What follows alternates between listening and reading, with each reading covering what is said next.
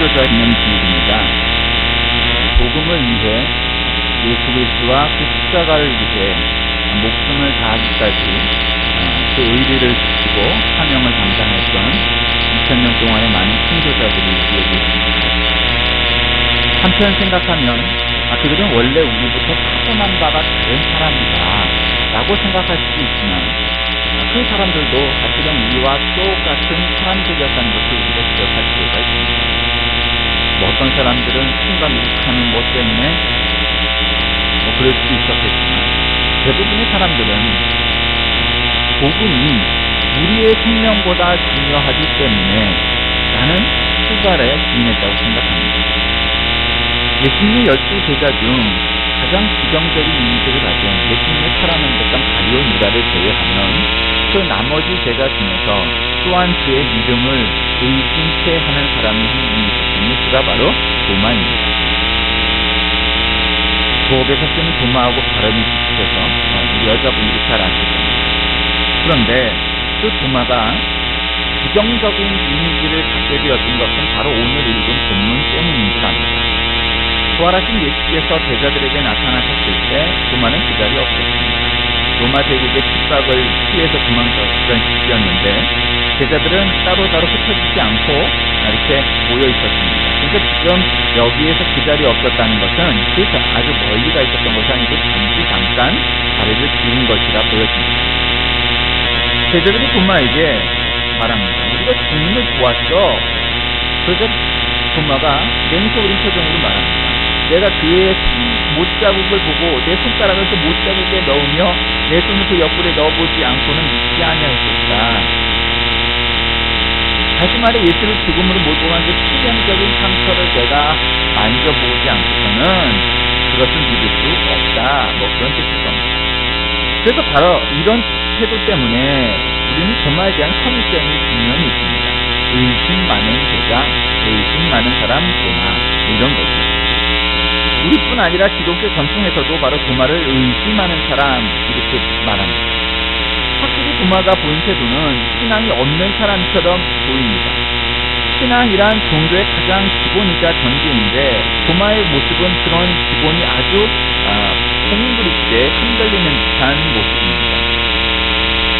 도마가 더 부정적으로 비치는 것 가운데 하나는 그가 보였던 종의 태도와 180도 달라졌기 때문입니다. 원래 도마는 갈릴리 어부 출신으로 아주 열정적이면서도 나름 이성적인 데가 있던 그런 사람이었습니다. 예수님께서 충성된 마음으로 헌신하기로 작정한 다음부터 도마는 예수님을 위해서라면 어떠한 위험이라도 감수할 각오가 있었던 사람입니다. 이에 대한 증거가 있습니다. 주님의 명성이 퍼지자 종교 지도자들은 폭도를 선동하여 예수님을 돌로 터뜨리려고 여러 번 시도합니다. 그래서 예수님은 예루살렘의 위험한 지역을 벗어나 제자들을 유대에서 요단으로 건너가는 곳인 아주 안전한 곳으로 인도해내었습니다. 그것은 세례관이 성시대를 베풀던 바로 그 땅이었습니다. 그곳에서 예수님을 사랑하는 나사로가 중전이 들었다는 소식을 듣게 됩니다. 예수님은 이틀이 지난 뒤 나사로를 보러 베다니로 되돌아가자는 의견을 내놓으십니다. 그래서 깜짝 놀란 제자들이 반대를 하죠. 라삐여, 방금도 유대인들이 돌로 치려 했는데 또 그리로 가르치려 하나이까? 아니 지금 예수님만 보면은 돌로 치려고 양손에 돌을 들고 사람들이 눈에 불을 켜고 달려드는데 어떻게 죽음의 땅으로 다시 돌아가려 하십니까? 그러면 이런 상황을 진정시키려고 가뒀던 제자들이 예수님을 말려야 마땅할 겁니다. 근데 우리 주님은 한 수 더 써서 나사로가 죽었다, 중정이 들었다 그런 이야기를 듣고 병문안 가는 줄로 알았는데 죽었다는 겁니다.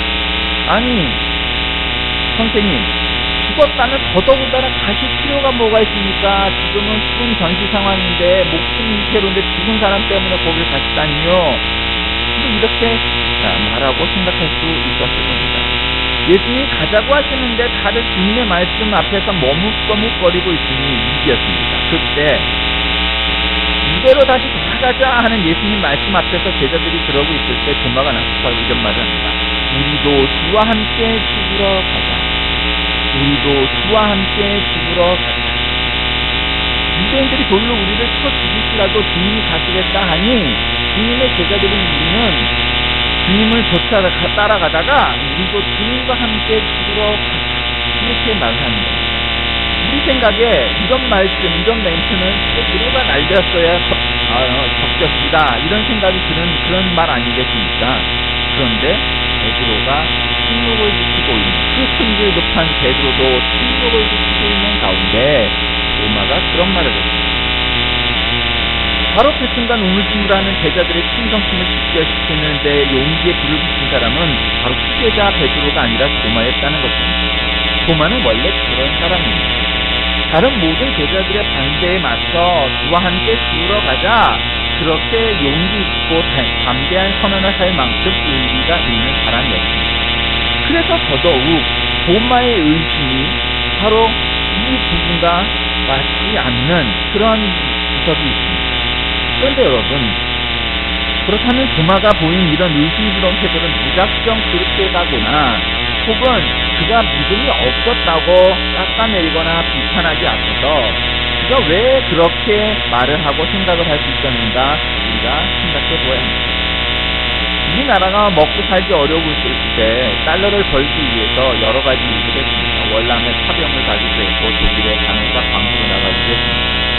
독일에 광부로 간 분들의 대부분은 우리나라에서 소위 인생이 막상이라는 그 평방에서 일하는 분이었습니다. 당연히 학력이 그다지 높을 리 없지요. 그러니 독일어도 할 수 있었겠습니까? 근데 그분 중에 어느 한 분이 우리가 피 아파서 독일에 치과에 갔습니다. 의사가 독일어로 뭐라 말하는지 들을 수가 있었겠습니까? 그래서 우리말로 예 그랬답니다. 그랬더니 이빨을 몽땅 뽑아버렸다는 거죠. 광부들끼리 모여서 출전해 주는데 이빨 하나 없는 그분이 그런 사연을 이야기할 때 다들 웃었다고 합니다. 이해가 안 되면 못 알아들으면 들어야 합니다. 아니면 통역을 써야 합니다. 질문을 해야 됩니다. 그까 이거 대충 이렇게 해갖고는 이빨 다 뽑히고 말게 되는 겁니다. 성적 나쁜 학생들, 공부 못하는 학생들의 공통점이 뭔지 아십니까? 마음속에서도 또 밖으로도 질문이 없다는 겁니다. 왜? 관심이 없기 때문입니다. 뭘 물어봐야 할지 모르기 때문입니다. 공부에 취미가 없기 때문에 어떤 질문을 받지 않습니다. 이건 왜 그렇게 될까? 이런 관심이 없기 때문입니다. 또 예습 복습 안에 갔으니 내가 뭘 모르는지도 모르니까 또 질문할 것도 없습니다. 그러니 당연히 성적이 좋게 나올 리 없습니다. 여러분이 어느 낯선 곳을 갔다고 한번 생각해 보십시오. 도무지 방향을 모르겠습니다. 내비게이션도 지도도 만약에 스마트폰 안에도 어떤 지도도 없는 겁니다. 여러분 어떻게 하시겠습니까? 무작정되고 차를 몰고 사방으로 헤매고 다니실 건가요? 아닙니다. 일단 차를 세우고 길 가는 사람에게 길을 묻습니다. 그래서 사람들에게 묻는 것이 가장 정확하고 빠른 방법일 겁니다. 여러분 기억하시겠습니까? 1992년 수거 사건이 있었습니다. 소위 다가올 미래를 대비하라의 줄임말인 단위선교의 사건을 여러분이 기억하십니까? 먼저 천사들이 하늘에서 나팔을 불고 나팔 소리가 들리면 모두가 순간적으로 없어져 버리는 거다. 단위선교의 그 이장님과 그 수동세력들이 1992년 10월 28일에 지구에 종말이 오고 신도들은 하늘로 올 것이라고 선교를 칩니다. 그래서 방송 관계자가 거의 카메라를 들이대니까 사람들이 너무 그 예배당에서 열심으로 기도를 하면서 카메라에 막 피가 가득 차갖고 했습니다. 어떤 사람은 그걸 보고 정말 신기한 체험이다 이렇게 말할 수 있었겠죠. 그런데 아무도 없었습니다. 우리가 아죠. 그런데 말이죠. 이상한 일이 하나가 있어요. 하늘로 올라갈 준비를 잔뜩 하고 흰옷을 입고 있던 사람들이 하늘로 올라가지 못하게 됐습니다. 단위선교에 신고한 사람에게 기자가 묻습니다. 아니 왜 수거가 된다고 그러더니 수거가 되지 않습니까? 그거에 대해서 어떻게 생각합니까? 그랬더니 그 열렬신자가 무엇을 부끄러워하겠습니까? 예수님이 나의 생명의 주인이시고 어차피 오실 예수님이 기다리는데 때려 놨으면 또 오실 예수님 기다리면 되는 거 아니겠습니까? 그렇게 당당하게 얘기하잖아요. 여러분 의견 어이가 없지만 또 한편으로 보면 그 사람 믿음도 대단하다. 똑바르고 건강하고 올바른 믿음은 아니지만 그러나 여러분 주님 오실 것이라는 사실에 대한 확신이 어떻게 평범한 사람들 혹은 건강하다고 하는 정신돼 있는 사람들의 믿음이 그것과 비교했을 때 얼마나 확신을 갖고 있는 믿음이겠습니까? 미국에 한국에서도 또 브라질에서도 세계 곳곳에서도 이 종말론과 관련된 아주 심각하고 지나친 그런 사람들의 종교 집단, 사이비 집단들이 많았습니다. 그래서 미국의 심리학자 3명이 도대체 왜 이렇게 그 집단을 탈퇴해야 될 것 같은데 그러지 않고 거기 심취할까 연구를 했답니다. 그래서 친구를 속이고 그 종교 집단에 잠입했습니다. 근데 이 종교 집단은 수호신이라는 이름을 가진 외계인으로부터 영적 메시지를 받는 그런 집단이라고 말을 하는 사람들입니다. 어느 날 조주는 모일 못해 지구에 큰 홍수가 나서 멸망할 것이지만 자신을 믿고 따르면 구원받을 수 있다고 예언을 합니다. 지구의 대재난이 시작하기 직전에 외계인이 비행기를 타고 지구에 와서 그들을 안전한 곳으로 옮겨줄 것이라는 겁니다. 30명가량 되는 종말론 신자들이 기대에 모였습니다. 가장 10분 전까지 아주 긴장한 모습으로 숨만 살피고 있었습니다. 근데 가정대도 비행적기는 나타나지 않았습니다. 내비게이션이 고장이 되던 마찬가지입니다. 7시간 후면 대홍수가 일어났으니 이를 얻잖아. 신도들은 충격에 빠집니다. 고통스럽고 혼란스러운 분위기였습니다. 새벽 4시가 넘었습니다. 이 종교 집단의 종말이 눈앞에 다가온 것이었습니다. 그 순간 조주가 허공으로 통구를 마구 해주더니 하늘로부터 받은 신성한 메시지를 받았었습니다.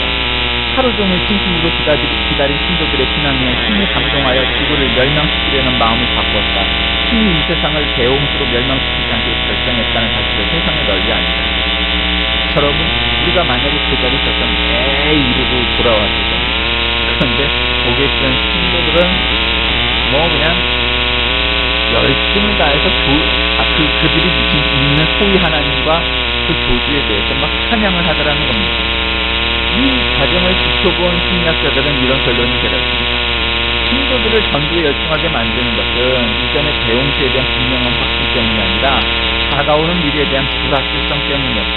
만일 우주선과 대홍수의 여운이 잘못되었다면 그때 신앙체계 전체가 잘못되었다는 것을 의미한다.